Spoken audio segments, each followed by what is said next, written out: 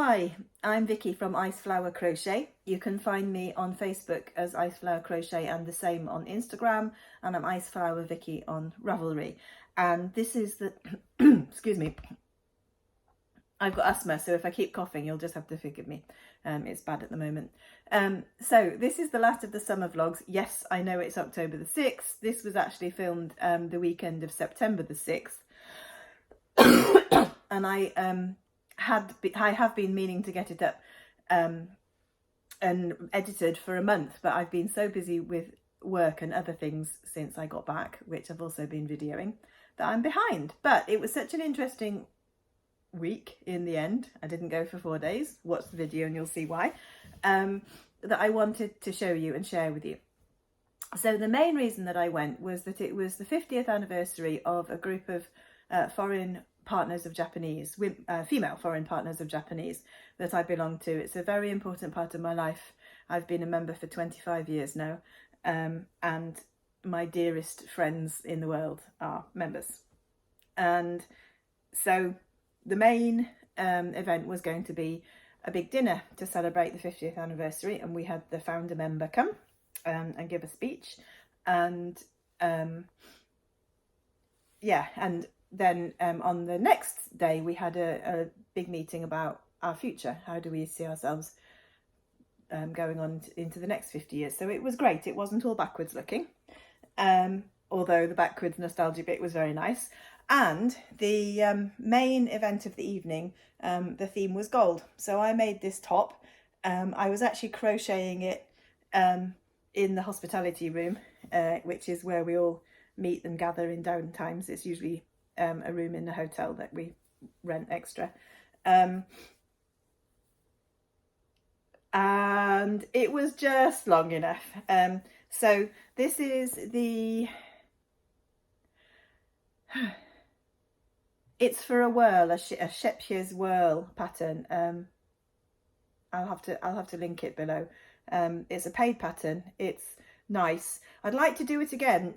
The first time I did it, I was kind of not understanding exactly what was happening for the first few rounds, and that made it a bit difficult.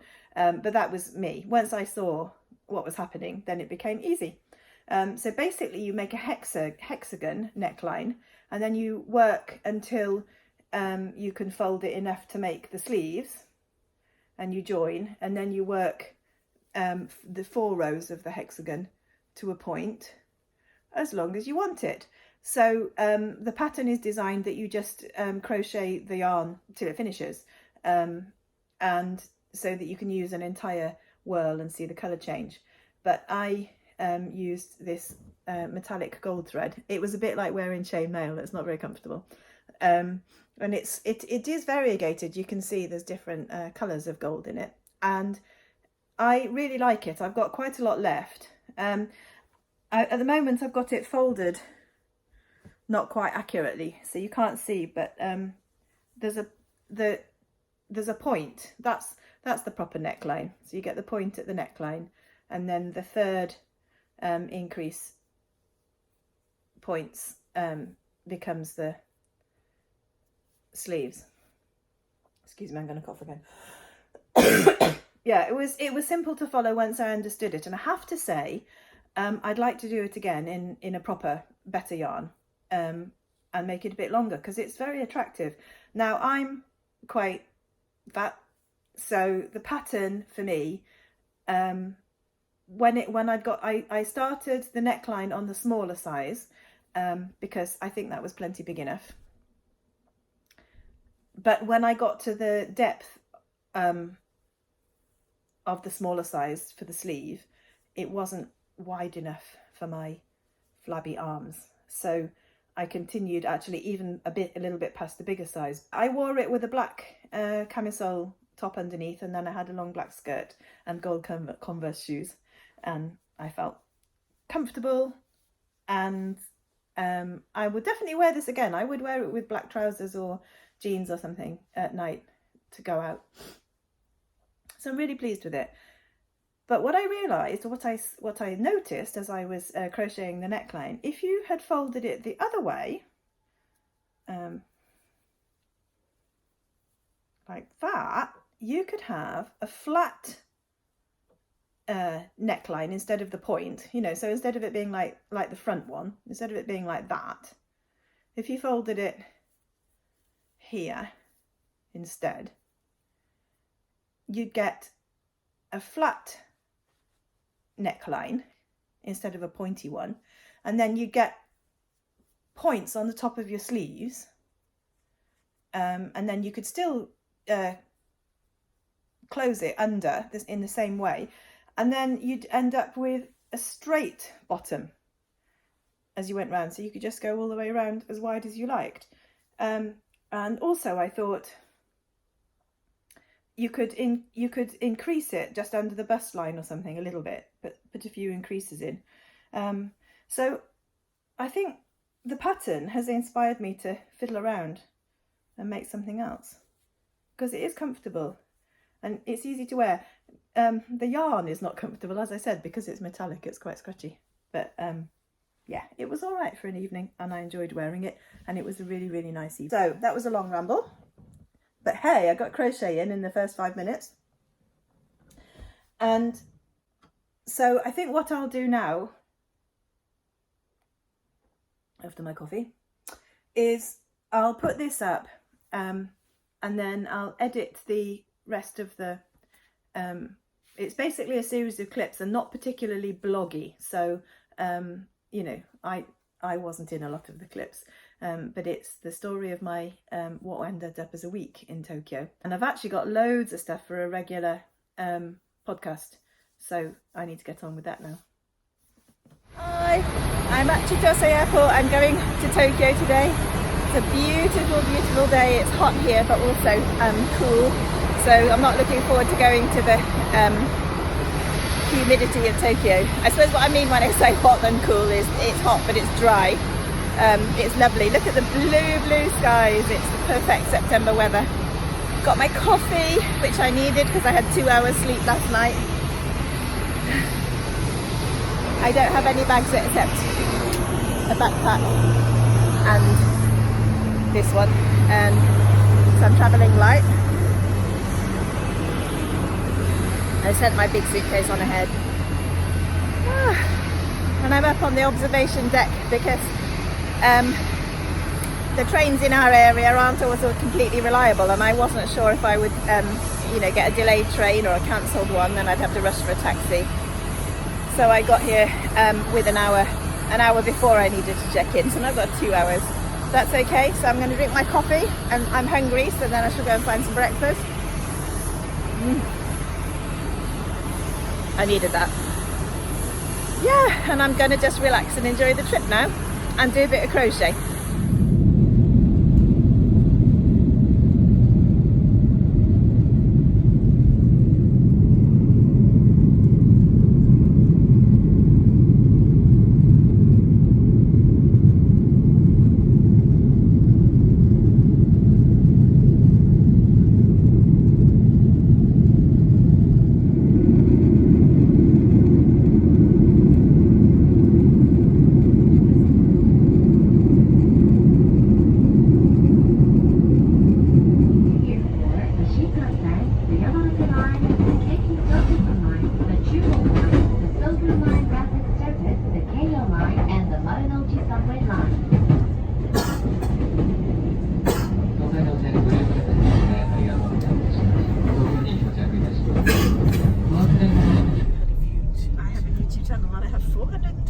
Subscribers. Wow.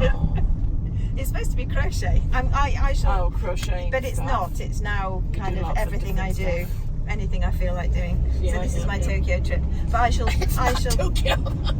It is. It's in Saitama. No, it's Tokyo. We are a good 25 minutes from Tokyo. Oh, they're cool.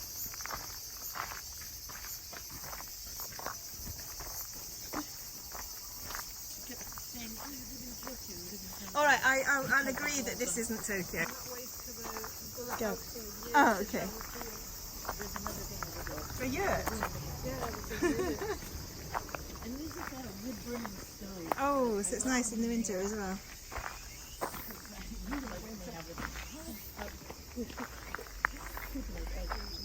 So maybe if the cafe gets too full, would they throw you through? There she is. Oh, that's nice.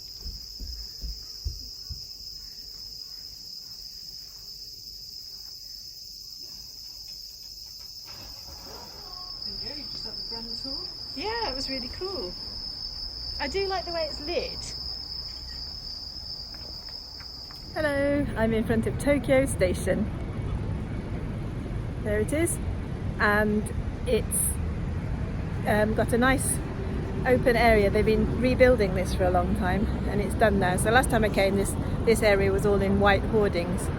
So I think they said that the main part, the front part of the station, that bit is original, and then they've added like these wings on in keeping.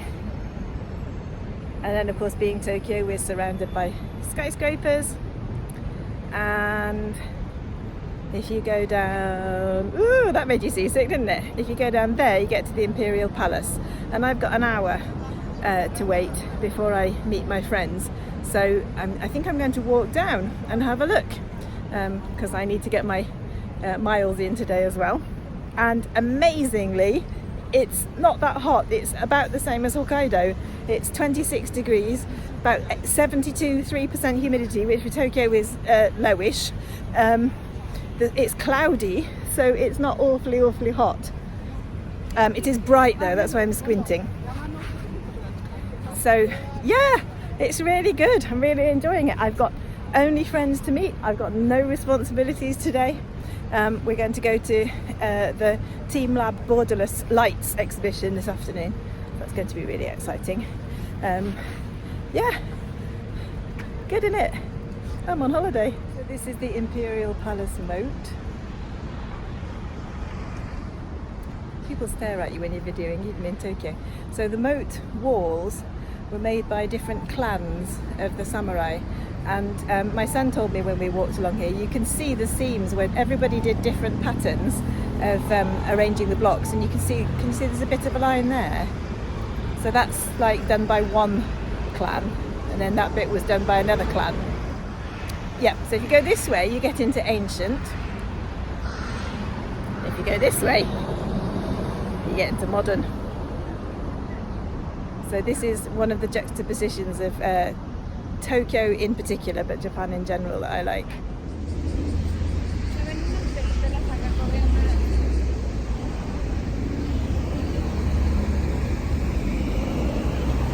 So you can jog along here. This is a several kilometre jogging course all the way around the Palace Gardens. I have walked it. It takes a while, so I'm not going to do it today. I don't have much time. I've got to go back to the station and meet my friends. So I can walk down this far. I shall just go back.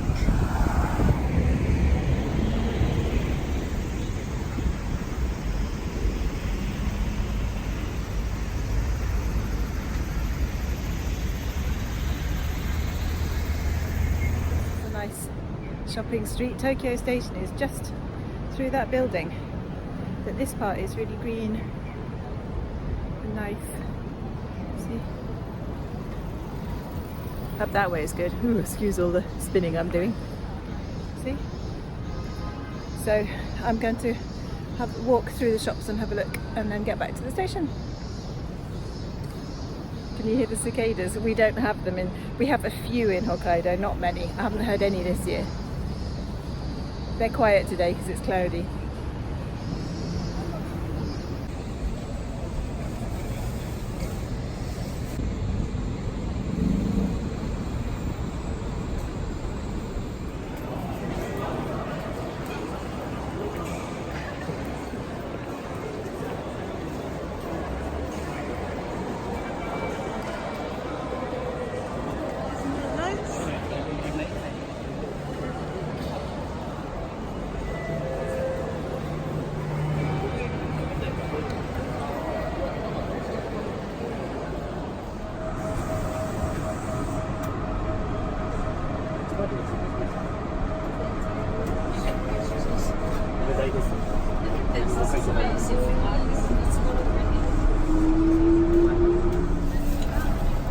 There's that big What? Gundam. There's a Oh yeah, where is it? Can you see it? You can see it. Gundam. There around them.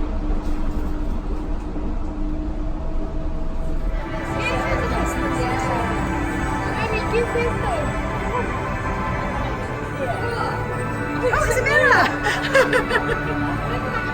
Is it on? Yeah. So for the rest of the video clips that I'm going to put in for this TeamLab Borderless, I've put the sound down because honestly, with the lights and the sound, and there was some scents, and there was different surfaces underfoot, it was sensory overload. I have to say, we were in there about 4 hours, and we kept saying, "Oh, trippy," and there was no other word to describe it. It was amazing, but it was an absolute assault on the senses. We also said if you suffer from migraines or epilepsy, there was no way you could go in. We did see some children. It's good for older children, and there was a baby at the beginning who was absolutely fascinated by the lights. But yeah, it was absolutely wonderful. I really, really enjoyed it, and I would recommend it if you get a chance to go to any of the TeamLab exhibitions anywhere in the world. I think you should go. But once you go in, you can't come out. Once you're out, you're out. That's your turnover.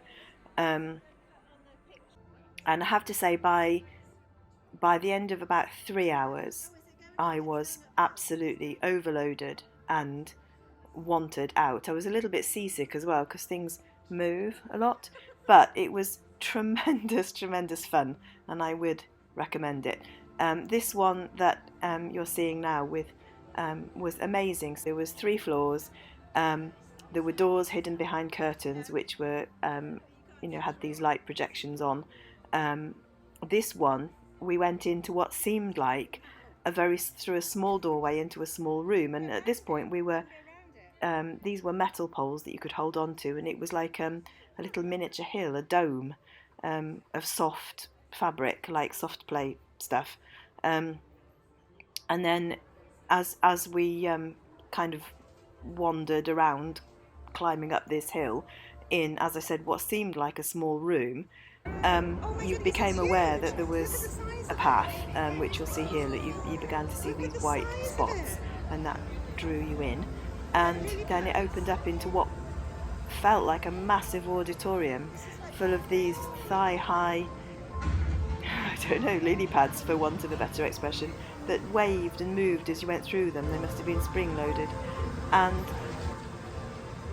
this for me was the absolute best thing that I saw. It was dreamy and beautiful, and although again there was a lot of movement and constant sound, it was gentle and beautiful. You can see there that's a mirror, so there was, and also the exhibitions, the light sequences changed. So at one point we were walking down a corridor that had lovely pampas grass, and then another time we were in a corridor and there were fireflies, and another time we were in a corridor and there were animals made of flowers walking by. But looking back on it, I think they were probably all the same corridor, the same, like, let's go back to the room with the sunflowers. Well, when we got back there, it was pink flowers or something. It was very, trippy, but absolutely beautiful. But as I said, I've turned the sound down for these clips because I think it'll drive you nuts.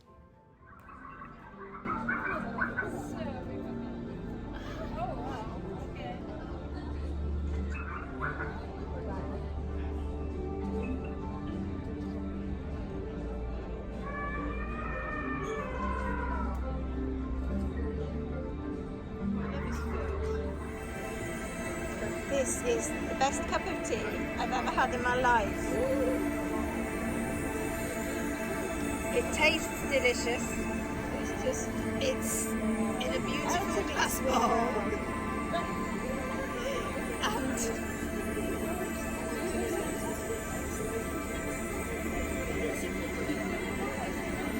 it's green tea. But it might be to this exhibition.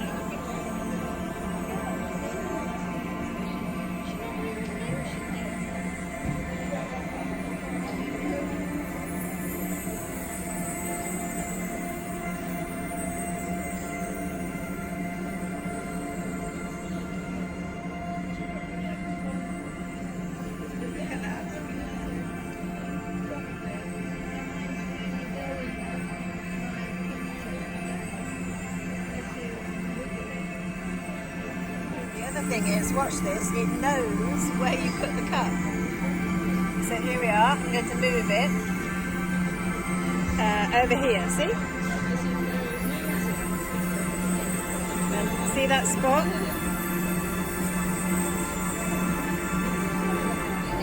In this room you can draw something, scan it, and then it comes out on the walls.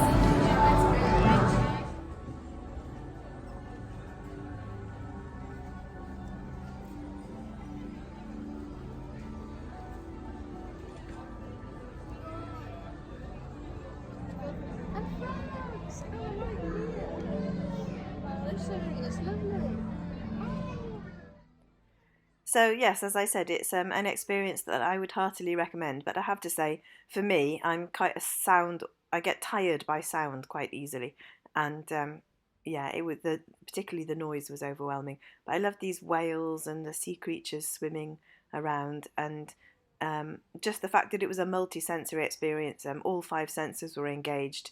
Yeah, it was brilliant. If you get a chance, go and enjoy it.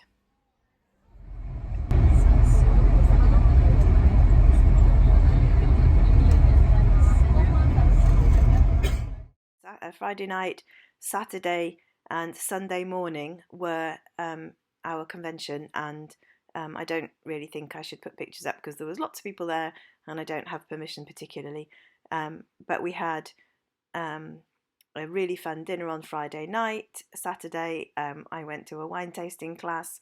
On Saturday night we had our gala dinner, which was just glorious. And then a group of us walked back through this lovely park and past Tokyo Tower, and we attempted to go and get a drink, but it was really expensive. And then Sunday morning dawned, and our typhoon was approaching. Okay, so it's Sunday the 6th, 7th, something like that, of September 7th. I'm supposed to be going home today, back to Hokkaido from Tokyo, but there's a typhoon coming and all the trains and all the planes have been cancelled from 2 o'clock this afternoon. My flight was at 9 o'clock tonight and we couldn't get an earlier one. In fact, the next one I can get is 6:45 tomorrow night. So I've got to miss a day of work, which is sad. Actually, it's going to be a pain to re-sort out, but it's not anybody's fault. And the convention that I went to, loads of people have been caught out. So my friend has also been caught out, and we're going to go and stay at my son's apartment, and he's not ready to have us yet. So we've come to the Q Furukawa Gardens, which is apparently a garden that combines Japanese and English aspects. And here is my friend Diane. Hello. So we're going to stay at my son's one-room apartment. There's going to be 3 of us tonight, but we're very grateful to him because all the hotels are full. So yeah, so this is the Q Furukawa Gardens, and we don't know anything about it, so we're going to have a look. And that's Diane over there. We've been lent parasols. How cute is that?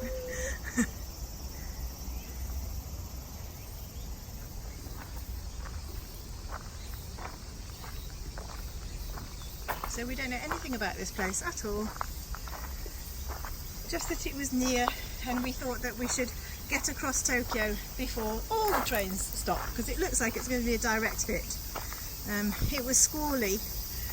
It was squally early this afternoon, but we haven't had any rain since, have we?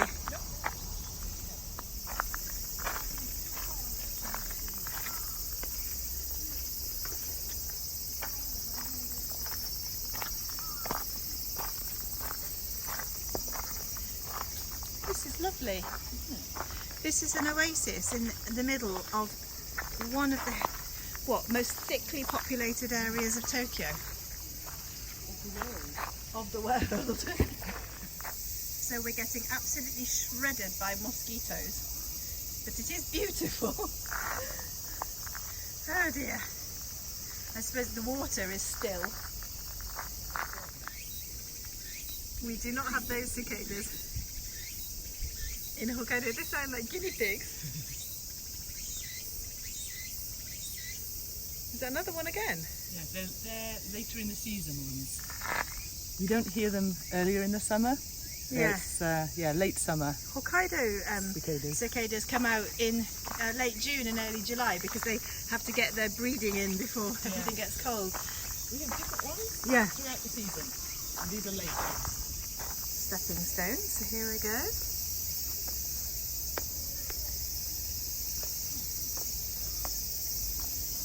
Oh, that's lovely, and you've got the little gorge. Oh, yeah.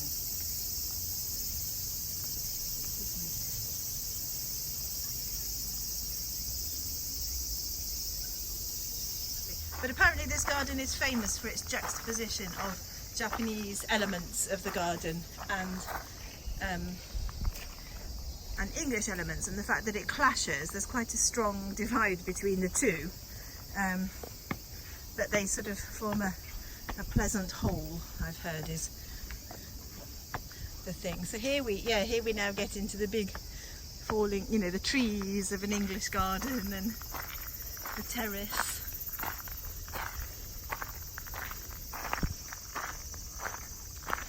Apart from the sudden extreme heat and humidity, you wouldn't know there was a typhoon coming, would you? No. It was blustery a bit earlier, but that stopped.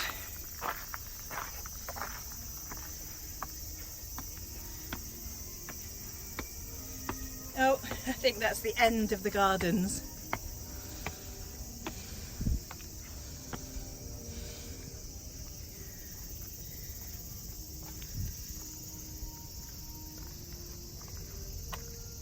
So this is an old shopping street in Shitamachi, very much the downtown.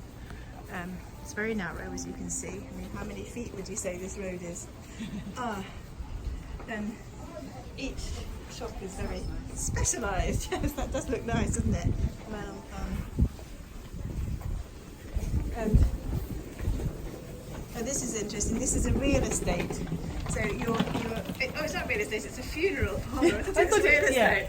The design of the adverts is very real similar estate. to real estate. But this is, Real estate it's for the for the deceased. future. And there's a pet one there. Or a pet photograph frame. Yeah, so this is for your altars. That's a modern little altar. So, and then, oh, a wig. What the hell is that? It's hair growing out of it. What's this, an anything shop? Sort of hardware. Yeah. Do you think they might have towels? Possibly. They've got cologne. Hand cream. We've got to buy a towel. Huh? Hold on.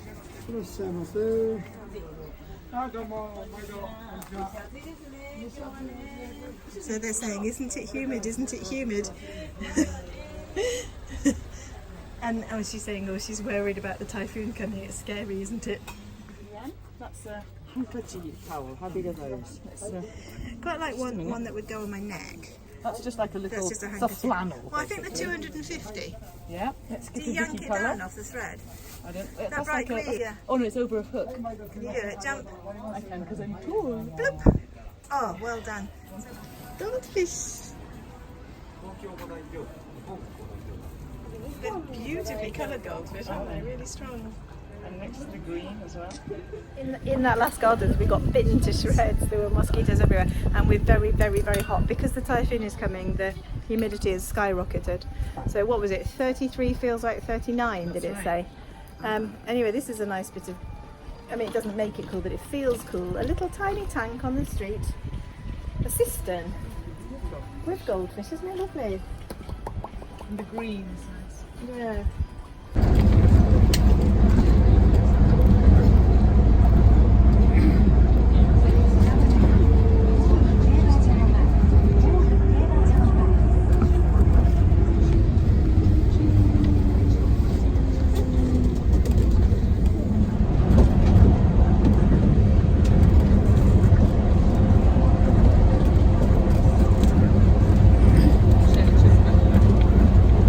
So it's taken me a lot longer than usual to get to the airport because all the train lines were down and it's absolutely packed.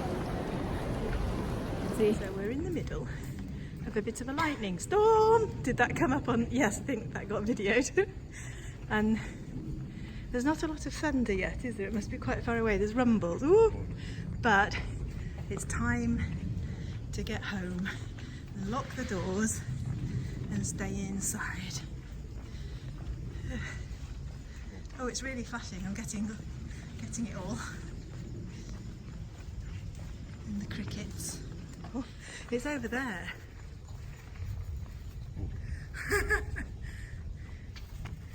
If we could get... Oh, and the thunder you can hear now. There's a teeny bit of typhoon damage and something in the park's been... I think something in the park was damaged.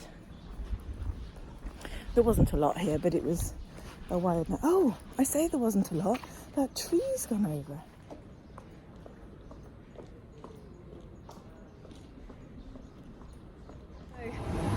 Last week, this time I was on the observation deck at Chitose Airport, and now I'm at Haneda Airport.